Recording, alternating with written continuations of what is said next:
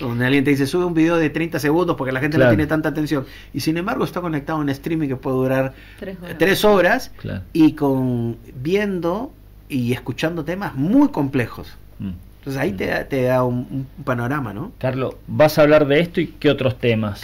De activismo digital, vamos a hablar precisamente cómo es que a veces se van formando dentro de redes sociales una especie de defensa ciudadana cuando ocurren ciertos temas complejos.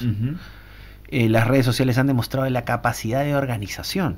O sea, el problema es que te organizas fácil para protestar y sin embargo una vez que está presente la protesta, digamos, o digamos la manifestación, lo que ocurre luego es precisamente que las organizaciones que están más bien estructuradas son las que asumen, ¿no? Por el otro, Claro. lo que hace es la convocatoria y lo que las organizaciones tradicionales terminan siendo las que, digamos, llevan la batuta, ¿no? En campo. ¿Por qué? Porque están más estructuradas, porque hay una verticalidad, porque es fácil reconocer quién es el líder o no. En Perú, Carlos, ¿qué caso hay de político con redes sociales que haya tenido un boom de viralizaciones? No sé, acá está Milei. Deben haber escuchado Mi Bebito Fiu Fiu, imagino. Sí. Bueno, Sí. bueno, eso está inspirado en un presidente del Perú. Ajá, mirá. Sí, ya sé cuál. Por eso digo. Y ese presidente, que es como tú puedes ver sus TikToks, que es el presidente Martín Vizcarra, con quien yo trabajé, puedes verlo y es un boom en redes. Es un boom. Tú entras a su TikTok, y el otro día subió un video de él abrazado a su perrita. Era la presentación que tiene su perrita que se llama Morita. Y el video creo que tiene casi ya 1 millón de reproducciones. Y luego tiene gente que lo va imitando, pero imitándolo para bien, o sea, no imitándolo en burla. Las redes sociales lo que han hecho es precisamente darle voz al ciudadano. Puedes armarte la foto con el perro, puedes hacer el baile del TikTok, tiene más viralidad, pero luego en medio de eso también puedes decir cosas fuertes porque el contexto lo demanda. ¿Qué quiero decir? A veces el contexto crea toda la atmósfera para que puedas hablar de un tema muy complejo, porque la gente está interesada.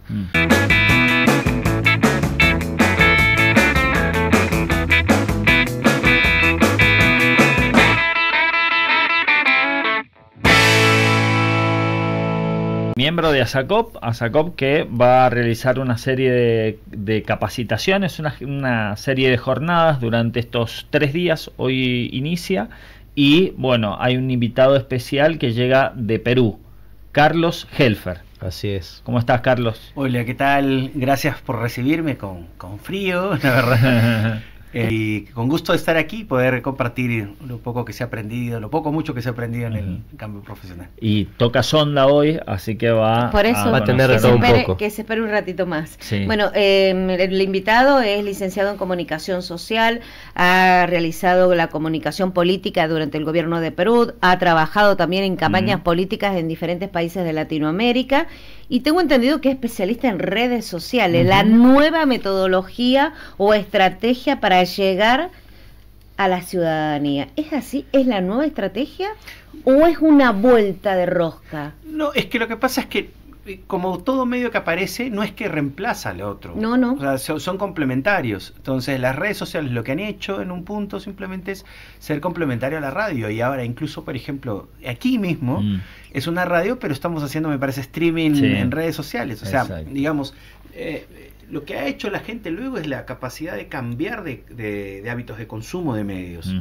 Entonces, hay gente que ya no necesita literal escucharnos a través de la radio, puede estar sentado en la oficina y conectado a la red social de la radio y estar viendo esta entrevista. Lo que habla también es que la gente ha ido, lo que sí es ese hábito y cambio de consumo respecto a cómo consume la información, que no es noticia. Entonces, claro, tiene unas ventajas tremendas porque tú te permite, digamos, saber en vivo qué opina la gente, qué va escribiendo, porque luego te van diciendo, oye, me gusta, no me gusta, de acuerdo a cómo vas viendo los comentarios. La radio, para que, poner un ejemplo, para que tú puedas tener la información de la gente o el feedback de la gente, tienes que esperar a que te llamen, ¿no? Y luego en esas llamadas ocurrían pues algunas cosas que uno no prevé, ¿no? Pero ahora las redes sociales lo que han hecho es precisamente darle voz al ciudadano. Es más fácil. ¿correcto? Entonces, más democrático. Sí, sí también, pero también implica unos riesgos. Porque así como hay gente que utiliza estas cosas para el bien, luego también hay gente que utiliza estas cosas para la desinformación. Y ahí aparecen los famosos trolls. Pero es que el troll es una forma de que utiliza la gente para, digamos, provocar ciertas conversaciones, ¿no? Pero lo que se está buscando permanentemente es la reacción del otro. Exacto. Sí, pero la mala reacción. O sea, digamos, yo me comporto de cierta o determinada manera con el propósito de que tú, digamos, reacciones mal. O sea, lo que hacen con los políticos, y hay algunos políticos que al principio caían, hay otros que ahora ya no caen, pero siempre hay gente que cae. O sea, eso es un comportamiento, o sea, de gente que busca exclusivamente provocar una reacción.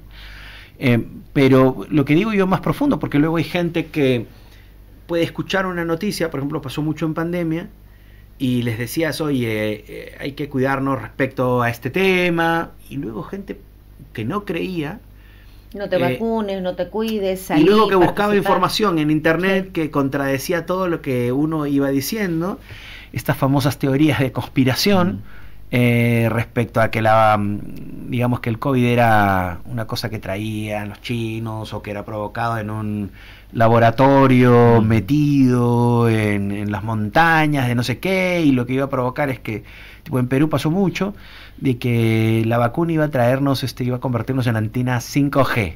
Claro. O sea, sí, no había ningún, o sea, lo que digo, no había ninguna, o sea, no había ningún estudio, nada que pudiera comprobarte de que ibas a hacer una antena 5G, y sin embargo la gente lo creía. ¿Por qué?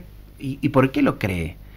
Luego, porque siempre ahí está, digamos, nosotros, el ser humano está codificado, está programado para, digamos, en un punto ser conspirativo, o sea, creer que pasan esas cosas. Aún así, tengas toda la información a la mano para que no pase, como los terraplanistas, ¿no? Sí. Dice, no hay suficiente evidencia científica para que no ocurra. También, por eso, otra nueva teoría que está saliendo, que existe Tartaria, por eso las puertas gigantes, las ventanas hay gigantes. suficiente información, que puede contradecir lo contrario, y sin embargo hay gente que lo cree. Entonces el punto es que es importante, pero además también aparecen los sesgos de la gente. Entonces, son muchas cosas con las que uno tiene que empezar a ver. Bueno, lo que las redes sociales han hecho es maximizar eso. Y crear estas especies de comunidades que luego se van retroalimentando y entre ellas van generando una especie de narrativa grupal, y que luego también puede terminar siendo un problema, y puede terminar siendo una situación de aprovechamiento, pero hay que tener mucho cuidado. Por eso la labor de los comunicadores es mucho más importante ahora que nunca, ¿no? Lo que pasa es que la comunicación es transmitir emociones. O sea, digamos, a ver, pongamos un ejemplo. Conecta más un video de un político bailando que la de dando un gran discurso. ¿Correcto? Sí. Entonces pero eso también ha generado un incentivo medio perverso, porque eso ahora hace que dejes de lado el discurso fuerte, digamos, el discurso político muy, digamos, muy ideologizado, dogmatizado, etcétera, por el contenido fácil. Claro. Entonces, de pronto, no sé si alguien acá lo habrá hecho todo, pero por ejemplo, político sonó al tren de TikTok y todo lo demás. Y lo que quiero decir es que incluso pasado eso, también se habla de cosas fuertes. O sea, lo que digo es, puedes armarte la foto con el perro, puedes hacer el baile del TikTok, tiene más viralidad, pero luego en medio de eso también puedes decir cosas fuertes porque el contexto lo demanda. Sí. ¿Qué quiero decir? A veces el contexto crea toda la atmósfera para que puedas hablar de un tema muy complejo, porque la gente está interesada. Lo que pasa es que si es un tema al que muy poca gente le importa y no tienes una comunidad consistente, luego puedes hablar de un tema muy complicado como la ley de bases, como ha pasado ahora, y luego hay poca gente que esté interesada en eso, hasta que ocurran hasta que ocurran las consecuencias derivadas de eso. Entonces luego la gente va a decir, oye, ¿y en qué momento se pasó esto? Bueno, porque ahora lo que pasa es que la gente compite con un montón de incentivos. O sea, ¿qué ocurre? Digamos, redes sociales como Facebook, ahora, digamos, es difícil que una persona pueda llegar de manera orgánica a un público objetivo específico. Entonces, si tú quieres hablar de un tema bien denso, la comunidad a la que tú puedes llegar es más difícil. Entonces tienes que crear otro tipo de estrategias para llegar a ellos, crear que te diga una comunidad, un punto de seguidores, ciertos videos que puedan explicar cosas complejas en términos sencillos, hablar en sencillo. Lo que pasa es que, yo no creo que la gente haya perdido el interés en la política, lo que pasa es que a cierto punto ha perdido interés en los políticos, que es distinto. Que las discusiones políticas son otras, que van muy por fuera de la sociedad, por ejemplo, de los problemas diarios. O sea, mira, imagínate que el principal problema en tal circunscripción o en tal ciudad sea el problema de la basura. O sea, eso es lo que está dentro del debate público, y lo que hacen los políticos es hablar de otro tema que no es el ciudadano. Exacto. Entonces imagínate si lo haces en redes. Entonces, claro, vas a tener una receptividad porque hay gente que va a decir, oye, ¿sabes qué? Yo quiero esto. Pero si no conectas con eso, o sea, si no estás dentro del debate público, lo que manda el contexto, al final puedes estar hablando 1000 cosas. Sí. Y lo que la gente no te va a prestar atención. Por eso es como que se ha cambiado el enfoque de mostrar al político, porque antiguamente o en épocas anteriores se mostraba al político con el contacto con la gente, ¿no? La foto en la villa, abrazando el nene, que también eso generó algunos comentarios negativos, porque dice, no, se nota que no quiere tocar. Y hoy están con el aspecto personal. Pero es que las redes sociales siguen moldando eso. Lo que pasa es que tú vas generando una identidad digital a partir de eso. Entonces, es como la gente puede percibir, si es que no te ve, cómo eres tú.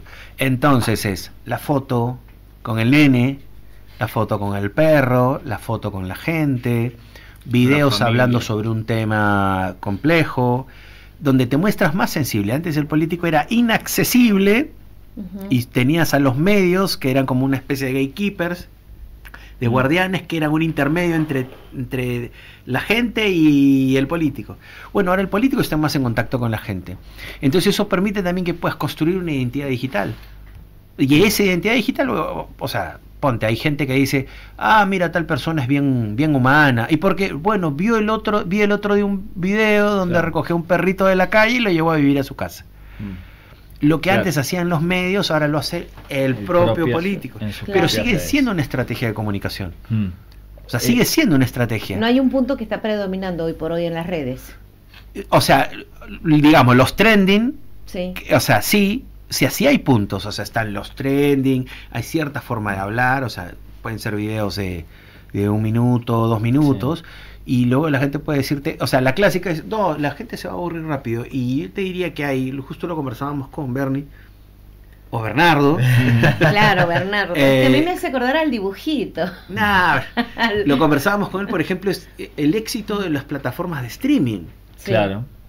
O sea... porque son descontracturadas totalmente. Y de pronto están hablando en un tema. El otro día había un político hablando en un programa streaming, hablando 30 minutos de la situación económica, 30. ¿Y cuántos estaban conectados? 20.000 personas. Claro. O sea, no es que la gente no esté interesada, está interesada. Lo que pasa es que y los hábitos de consumo han cambiado.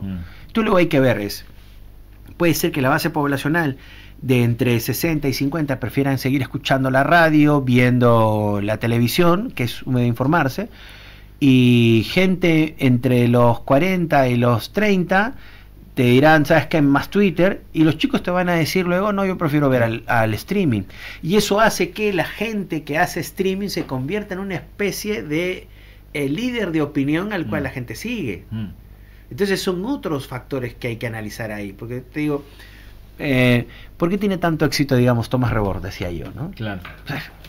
O sea, y lo consumen en un montón de lados, y el tipo no aparece en tele. Pero hace una especie de tele. Claro. Pero entonces, o sea, ¿qué factores ocurren ahí? Dice lo que le parece, digamos, le habla directamente a una comunidad, no está interesado, digamos, en caerle bien a nadie, qué sé yo. O sea, digamos, hay un espacio ahí para estudiar, pero lo que digo es, lo que iba al siguiente paso, o sea, no solamente hay una tendencia, o sea, hay ciertas cosas, partes técnicas que uno puede decir, pero luego también existen otras donde uno se dice, oye, pero esto contradice la ortodoxia en redes, ¿no? Donde alguien te dice, sube un video de 30 segundos porque la gente no tiene tanta atención. Y sin embargo está conectado a un streaming que puede durar 3 horas y viendo y escuchando temas muy complejos. Entonces ahí te da un panorama, ¿no? Carlos, ¿vas a hablar de esto y qué otros temas? de activismo digital. Vamos a hablar precisamente cómo es que a veces se van formando dentro de redes sociales una especie de defensa ciudadana cuando ocurren ciertos temas complejos. Las redes sociales han demostrado la capacidad de organización. O sea, el problema es que te organizas fácil para protestar y sin embargo una vez que está presente la protesta, digamos, o digamos la manifestación, lo que ocurre luego es precisamente que las organizaciones que están más bien estructuradas son las que asumen, ¿no? Por el otro, claro, lo que hace es la convocatoria, y lo que las organizaciones tradicionales terminan siendo las que, digamos, llevan la batuta, ¿no? En campo. ¿Por qué? Porque están más estructuradas, porque hay una verticalidad, porque es fácil reconocer quién es el líder o no. Luego vamos a hablar de técnicas de redes sociales y vamos a poder conversar con la gente respecto a aquellas cosas que les interesan, les apasionan. ¿Estas técnicas en redes sociales son para políticos o para público en general? O sea, para políticos y público en general. O sea, obviamente hay un punto de gente que lo va a entender mucho más rápido porque maneja las redes sociales, y en el caso de los que no, es para entender exactamente cómo funcionan y luego qué pedir. Porque ocurre, ¿no? Ya, yo quiero estar en redes sociales, públicalo en redes sociales, y que llegue a la gente. Y no solamente se trata de publicarlo y luego que llegue a la gente, al final es... ¿Y ahí cuántos lo vieron? No, lo vieron 100 personas. Uy, ¿quién nos vio? ¿Cómo sabes específicamente la microsegmentación? ¿Cómo llegar? Digamos, lo que hay que hacer también para llegar. Porque... Sí, qué plataformas utilizar. Digamos, por ejemplo, es mucho más fácil ser viral publicando en TikTok que, por ejemplo, en otras redes sociales. Aparte, se toman esos contenidos por otras redes. Sí. Después para por eso te digo, claro, ahí es multiplataforma. Entonces tú subes el video, lo publicas y luego te vas dando cuenta que termina convirtiéndose en un viral, porque luego hay gente que imita y luego es una locura. En Perú, Carlos, ¿qué caso hay de político con redes sociales que haya tenido un boom de viralizaciones? No sé, acá está Milei. Deben haber escuchado Mi Bebito Fiu Fiu, imagino. Sí. Bueno, eso está inspirado en un presidente del Perú. Ajá, mirá. Sí, ya sé cuál. Por eso digo. Y ese presidente, que es como tú puedes ver sus TikToks, que es el presidente Martín Vizcarra, con quien yo trabajé, puedes verlo y es un boom en redes. Es un boom. Tú entras a su TikTok y el otro día subió un video de él abrazado a su perrita. Era la presentación que tiene su perrita, que se llama Morita, y el video creo que tiene casi ya 1 millón de reproducciones, y luego tiene gente que lo va imitando, pero imitándolo para bien, o sea, no imitándolo en burla, ¿no?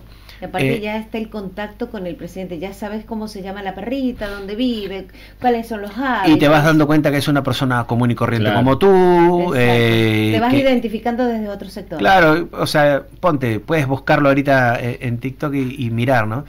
Creo que ahí tiene un video desayunando en su casa, en la cocina de su casa. Y se ve toda la casa, todo. Ese video tiene 1 millón de reproducciones. ¿Y qué es hablando? Nuevamente hablando él, diciendo que está tomando desayuno con manteca, y 1 millón de reproducciones. Y la gente dice, no, pero ¿cómo lo está diciendo? Pero y ahí está. Te traigo al aspecto académico, porque ahora son todos influencers, son todos comunicadores, es un derecho humano. ¿Qué pasa con el estudiante, con el futuro profesional, cuando ve que personas que a lo mejor ni siquiera han seguido o tienen interés en educarse en un nivel superior en comunicación, tienen una gran penetración a nivel social a través de las redes? ¿Qué pasa con ese estudiante? ¿Es conveniente seguir estudiando o dejamos que todo fluya? Lo que pasa es que eso es una discusión ahí bien profunda, porque lo que ocurre es que la comunicación es muy amplia, pero la comunicación como tal es teórica. Pongamos un ejemplo. Si entre tú y yo trazamos un 6 en la mesa, ¿qué número estás viendo tú? Y depende de donde lo mires. Bueno, pero ¿qué número estás viendo? El 9, ¿verdad? Yo estoy viendo el 6. Entonces eso quiere decir que la comunicación en realidad no solo se trata de que yo emita y tú escuches y automáticamente tú decodifiques lo que yo estoy diciendo. ¿Correcto? Eso no es así, pero eso es un nivel profundo de comunicación, que es parte teórica, luego es entenderlo, contexto cultural, económico, social, el mensaje y demás. pero luego está la comunicación. Eso es comunicación como tal, teórica, y ahí Bernie, ayúdame si me equivoco o corrígeme. Y luego está lo que haces con comunicación: periodismo, publicidad, marketing. Bueno, ahora hay que agregar a la categoría influencer. O sea, la comunicación como tal se dice, pero siento yo que es más complejo, porque es teórico. En un punto termina siendo bien teórico. Esto también me recuerda a algo que pasó hace unos años. Un periodista deportivo, Gustavo López, que se había enojado porque Messi le había dado una entrevista a Ibai Llanos, que es un streamer, y en ese momento, ahora Messi está teniendo más entrevistas, pero en ese momento era muy reservado. Claro. Y bueno, en realidad lo que no entendió en ese momento este periodista fue eso, que las redes, los medios estaban cambiando, ellos no se estaban adaptando, y este influencer, que quizás no tenía estos estudios, como estábamos conversando recién, sí se había dado cuenta de cómo los usuarios ahora estaban empezando a consumir esa información, y de cómo Messi también con otro formato podía sentirse más cómodo también. Entonces creo que no es solo el hecho de acompañar lo académico, que en eso por supuesto soy defensor y por eso trabajo en esta institución, sino también entender los contextos y cómo esos contextos son dinámicos y van cambiando todo el tiempo, y tenemos que adaptarnos a esos cambios. Me parece que ahí también hay otra... Sí, claro, pero también está el hecho de que cuando inicias la carrera, muchos, la mayoría, comienzan en forma inmediata a trabajar en algún tipo de medio. Entonces ahí es como que vas seleccionando, dejas la carrera y te dedicas al medio, porque crees que ya tenés todas las herramientas. Como académicos, a los dos, ¿es necesario entonces la formación? Obvio. Sí. Lo que pasa es que hay ciertos fenómenos que ocurren que uno tiene que entender exactamente cómo suceden para luego explicarlos. Porque además, si no los entiendes, no tienes cómo combatirlos. Por ejemplo, la desinformación, ¿cómo funciona? Los sesgos de confirmación. Hay gente que puede escuchar una mentira y, sin embargo, si tiene ese sesgo de confirmación, va a decir que eso es verdad. Entonces, si uno no lo sabe, no tienes cómo combatirlo, necesitas herramientas. Y en esta profesión, alguien dice, ¿no?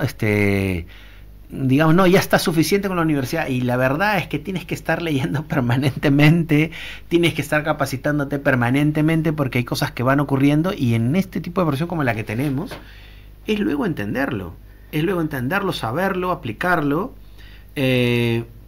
digamos, y hay puntos en los que uno nunca, digamos, te vas quedando atrás, pero tienes que tratar de seguir en la ola, o sea, tratando de saberlo. O sea, por ejemplo, yo no consumo streamings, pero sé cómo funcionan. Pero entonces, de pronto, si solo te quedas en que, oye, no voy a verlo porque sabes que no es lo mío, y tú trabajas en comunicación, bueno, entonces pierdes, hay una ventana de oportunidad para luego analizarlo, verlo y decir, yo también puedo hacer algo distinto. Bueno, ¿no? Tenemos un ejemplo acá con Bernardo, que está incursionando en todos los reels de Instagram, por ejemplo, ¿no? Sí. Y bueno, ¿cuál fue el desafío, Bernardo, allí? Primero, como profesional, ¿no? Primero hay que animarse. Eso. Por eso. Sí. ¿Cuál fue el desafío? Porque hay que animarse, hay mucha gente que se anima y desde muy pequeños también. Sí, tal cual. Creo que para responder a tu pregunta, Marisa, y también coincidiendo con lo que dice Nico, primero es animarse, es perder la vergüenza de hablar frente a cámara y que tus amigos digan, uy, ¿quién se cree? O ¿por qué hace eso? ¿Y de qué está hablando? Y en realidad tampoco consiste en creer que el aporte que estás haciendo o lo que vas a decir es algo superlativo o muy grande, sino que por ahí me di cuenta que como las redes tienen que ver un poco con mostrar tu día a día, por ahí en vez de subir la foto en la que te estás tomando un café mientras preparas una clase, contar, este lunes en diseño de campañas vamos a hablar de tal cosa. Y bueno, y ahí la gente, che, qué bueno. Y me pasó que algunos alumnos de la secundaria, que ya son exalumnos, me decían, profe, qué bueno eso, ¿cómo puedo hacer para verlo? Sí, yo vi lo de la diplomatura, claro, dije, qué bueno que está esto. Y son clases ¿habrá tiempo de inscribirse en la diplomatura? Sí. Creo que no, pero bueno. Entonces, bueno, por ahí generar esa curiosidad y también porque la tarea que tenemos desde la docencia es cautivar a las nuevas generaciones para que quieran estudiar comunicación social. La otra vez un amigo me decía, ¿por qué eso es tan cruel?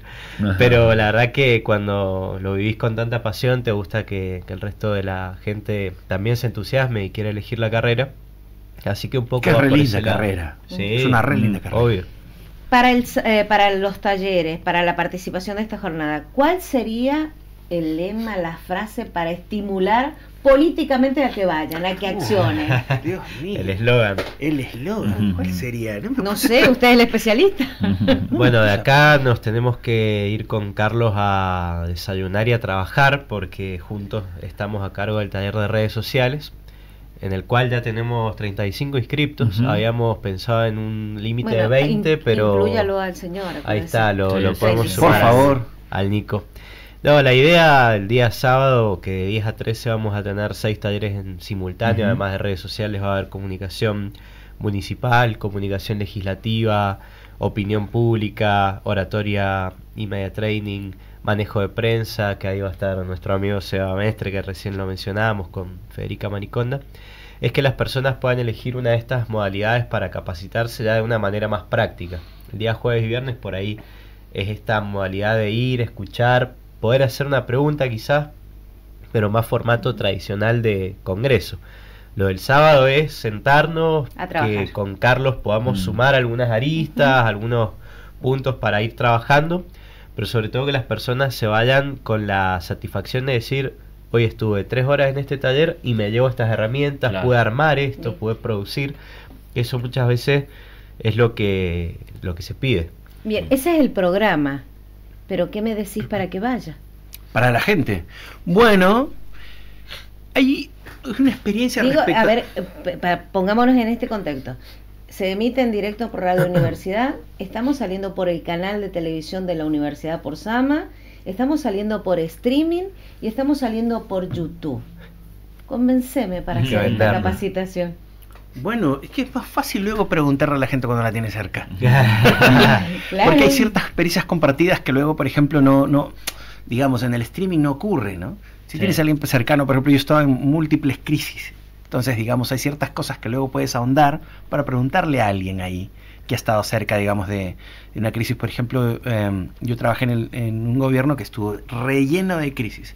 Entonces tengo como para hablar y decirte ciertas cosas que ocurren en lo digital, que ocurren en lo público, en el espacio de la esfera pública, pero que también tienen un rebote en lo digital. ¿Cómo haces para controlar eso?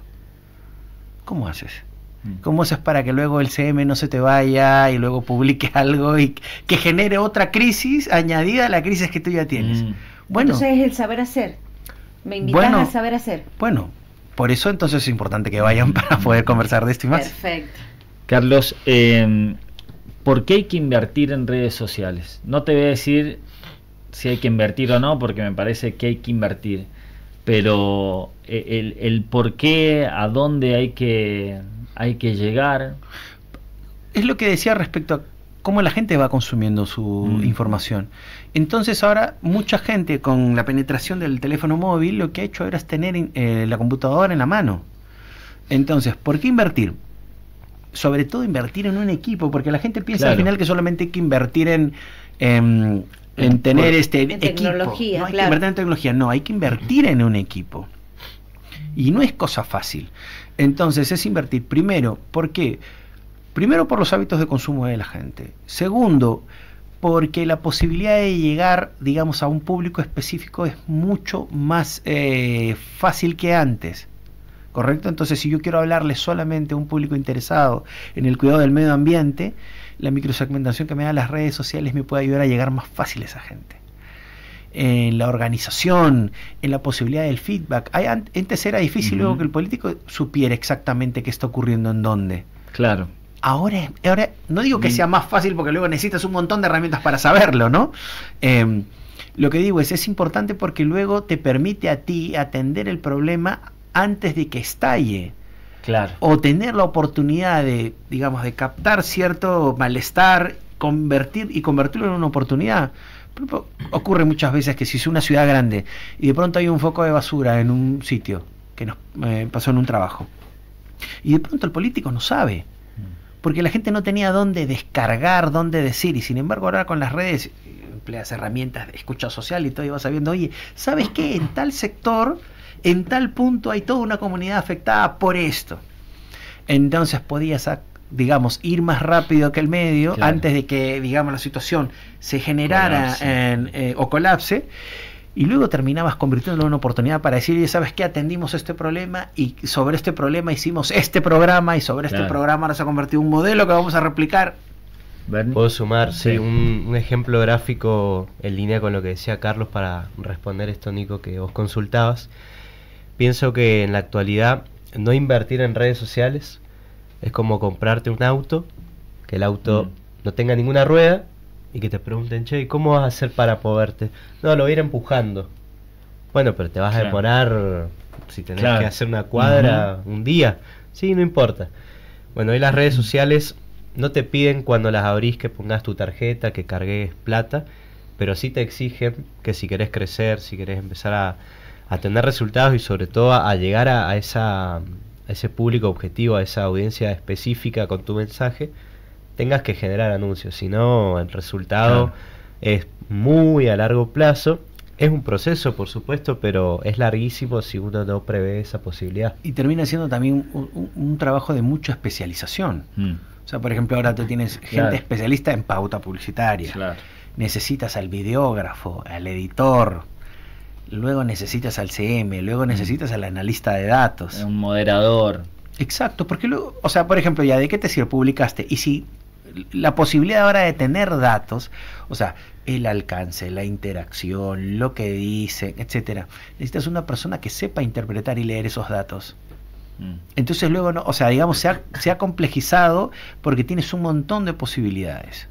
Entonces, no es solamente contratar al chico que me cae súper bien para que sea mi CM, ¿no? Porque luego porque luego vas pidiendo cosas. O sea, luego vas pidiendo cosas. Ese nivel de especialización es lo que luego terminas necesitando para que el equipo funcione de manera correcta. Lo otro es lo espectacular para generar, digamos, que te digo, trending y todo, pero eso no ocurre en la realidad. O sea, es como todo el mundo quisiera tener digamos, la campaña de Obama del 2008, pero no todos son Obama. Pues no funciona así, ¿te das cuenta? Entonces dice, no, hay que tener una genialidad y tener un trending. Y hay gente que tiene trending de mala manera y hay otros que sí. O sea, el asunto es luego saber para qué exactamente quieres hacer las cosas. Y sobre todo en dónde quieres estar, en qué plataforma, si es pauta o no, y luego a partir de eso cómo interpretas estos datos, etcétera, etcétera. Sí, porque por ahí hay muchos, inclusive políticos, que contratan una persona para ser CM y después los resultados no vienen, pero bueno... Y le echas la culpa a esa persona y dices, no, ¿por qué no?